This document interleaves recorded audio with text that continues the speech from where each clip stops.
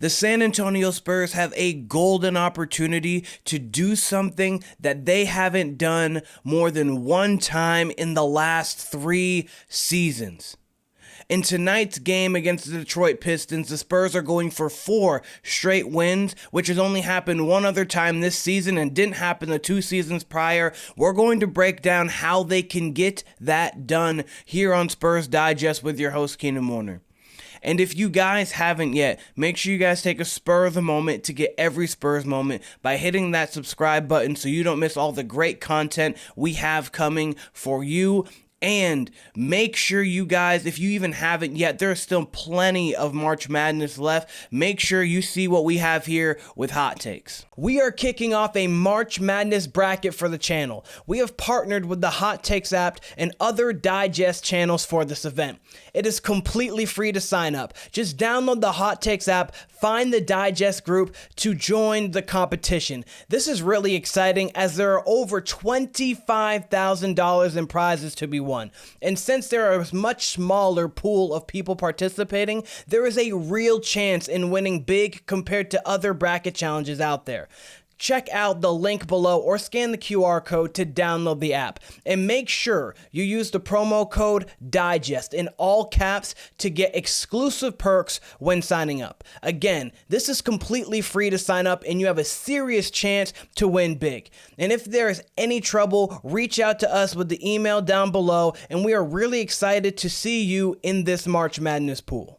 So far, March Madness has been amazing, other than the fact that Juju Watkins just got injured yesterday, so the Paige Beckers versus Juju in the Elite 8, that is no longer going to be happening. Prayers out to Juju for the torn ACL. Hopefully you get back from that soon, but otherwise there have been game winners. There's been great all-timers on both sides of the men's and the women's bracket, and it's only going to continue. And if you want a piece of that pie, still you got a chance on March Madness on Hot Takes. So lock that in there, but we're about to lock in here to the San Antonio Spurs versus the Detroit Pistons. You've got a San Antonio Spurs team that has won 3 straight games. They are 31-39 on the season, and then you got the Detroit Pistons team that is vying for a playoff spot. They're a 40-win team that's in that 4, 5, 6 range. They've been bouncing up and down between there with Indiana and Milwaukee.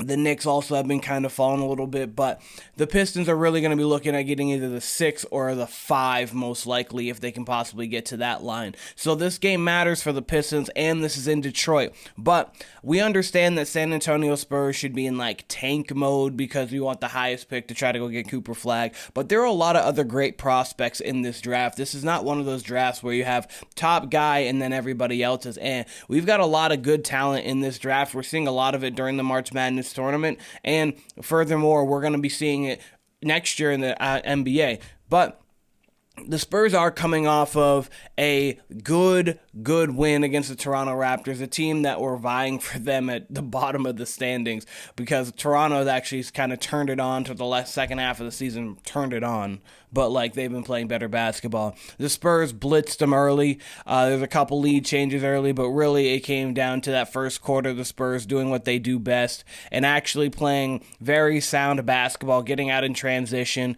Their biggest lead was 38 points during this game. Bench points 63, fast break points 22. The Spurs, when they're getting out in transition, when they're able to use that youth athleticism and speed, they're a pretty tough team to beat, even when they don't have Wemby and De'Aaron Fox, because we just have a lot of talent and a lot of people who can go put points on the board. I mean, we have Devin Vassell, who was 11 of 14 from the floor. He had 25. He has been pretty hot over the month of March. We're going to get into that here in a moment.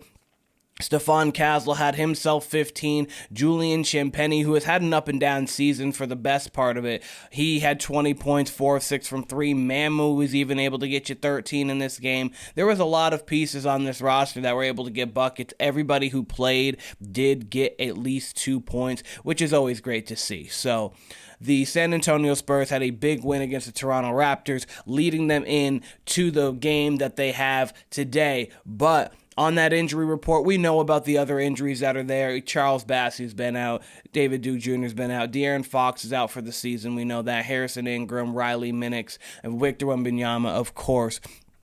But The bottom one there, Stephon Castle, he's questionable, injury, illness, right knee hyperextension. We don't know if he's going to go yet. We're hopeful he does get to go because, one, for a little personal thing, I want Stephon Castle to win Rookie of the Year. He deserves it. At this point, he's been playing phenomenal basketball, especially for a rookie. He has really taken the scoring onus, the playmaking onus. We saw he had 14 assists the other night, but we're hopeful that he's able to play in this game. Regardless of how you feel, wins or losses, we want our best players out there, and we want Stephon Castle out there, because how is he going to get better if he's not playing in the game? I mean, over the month of March, the Spurs are 7-6 right now. Stephon Castle is giving you 20 points, 4 rebounds, close to 5 assists, shooting 48% from the floor, 32% from 3, 71% from the line.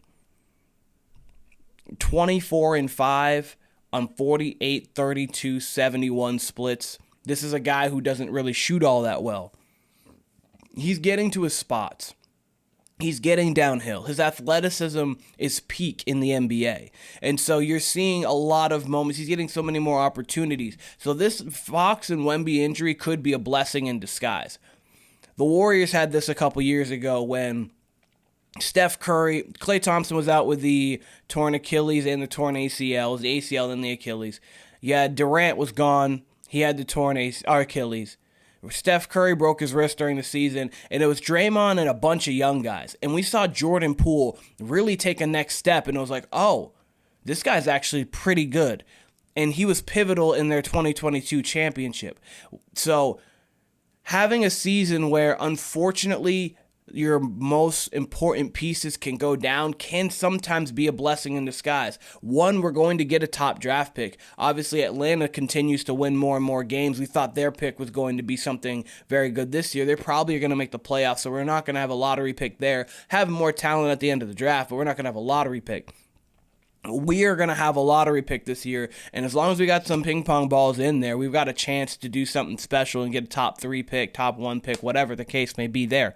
But with Stephon Castle here, I mean, he's playing, and the more he's playing, the more he is showcasing. He's showcasing the ability to pass, ability to score, and it's been something that has been fun to watch, and he's going to progress. He's able to learn the NBA game more, so sometimes these things can be a little bit of blessing of disguise, especially if you didn't think the Spurs were going to win it all this year anyways, because the ultimate goal is to win it all. You want to get to the playoffs, you want to win games, get in high leverage moments to see what your players are made of. But at the same time, if you're thinking this is going to be a first round exit, or we're not even going to get into the playoffs because we're just going to be in the play-in, this isn't the worst case scenario from it. And then on the other side, we've got Devin Vassell in the month of March too. He has been cooking. He's showcasing why he needs to still be on this team next year. He wants to be on this roster next year. He's been 19 points, 5 rebounds, 3 assists, but he's been shooting 49% from the floor, close to 40% from 3, and 87% from the line. With that kind of efficiency as a fourth option,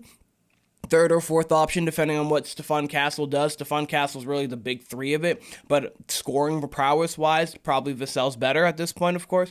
You have him as the fourth option, that's going to be something scary. So with Stephon Castle and Devin Vassell, the way that they're playing basketball right now, Vassell coming off of his foot injury, wasn't able to get the training camp that you would hope for from him. Hopefully he's going to be able to get that next year and be able to be even a better player than he is right at this moment. I mean, you've got the Spurs right now. They are the 9th team there in the standings for worst. They are right with the Heat, Brooklyn, Toronto, all 76ers. So they're technically not eliminated, but obviously we'd have to win out every game and have a lot of help. They're eliminated from the playoffs. It's not even a concern to really worry about. But we are going to see moving forward what the San Antonio Spurs are going to do. We've got 10 games left in the season, and the Spurs have a chance to be something good, something actually good, and get some high moments, low moments. We're not worried about the win-loss total. I know some are because of the picks and whatnot, but I'm more so worried about what are these players going to be next year? Who should we keep? Who should we look to trade? Who is going to even build trade value? We need to look into all of that, because right now, from the offseason to next season, that is where the Spurs are going to need to shine. This is the top 10 players in this draft. Right now we have Knipple, This is at 10. We might have 9. We might have 8. I've seen different mock drafts of different things. This was just one of the mock drafts I saw as of March 20th. And there's a lot of great talent. I mean, even someone like Derek Queen, big from Maryland, he looked very good. Obviously, we saw the game winner that he had. He looks like he's going to probably be, honestly, within this top 10. So there's a lot of great players possibly in this draft, and so if we fall anywhere in the lottery, we're going to get a player who can be an instant playmaker for this roster and do something good. Or we could trade that pick if need be for something special on the other half. But the Spurs do have 10 games left in the season. They play the Pistons, the Cavs, the Celtics, the Warriors, the Magic, Nuggets, Cavs again, or 12 games, sorry. This Trailblazers, Clippers, Warriors, Suns, Raptors. There's a chance they lose every game but 2. Like, there's a chance because you're playing 10 of those teams are fighting for playoff spots. The only teams are actually 11 of those teams are fighting for playoff spots. No, 10. I'm right, sorry. The Raptors and the Blazers are not. But you've got 10 tough games there, and then a Raptors and Blazers team that are going to be actually playing tough basketball, probably. They have their young guys wanting to be in there. So the San Antonio Spurs are in a position right now where they can win 4 straight games. It's going to be on the backs of Devin Vassell and Stephon Castle. If Stephon Castle is fully out there and healthy, which we hope that he is because he has been playing great basketball. Vassell has been playing great basketball, and it's going to be up to them to showcase their talent on display for the San Antonio Spurs. But let me know what you guys think in the comments. Does this game matter? Would you prefer them to lose a lot, or do you actually think that Vassell playing, Castle playing, these guys getting more run is good for the San Antonio Spurs? Let me know what you guys think in the comments. This has been Spurs Digest with your host, Keenan Warner. I appreciate all of you guys, and I'll be seeing all of you guys very soon.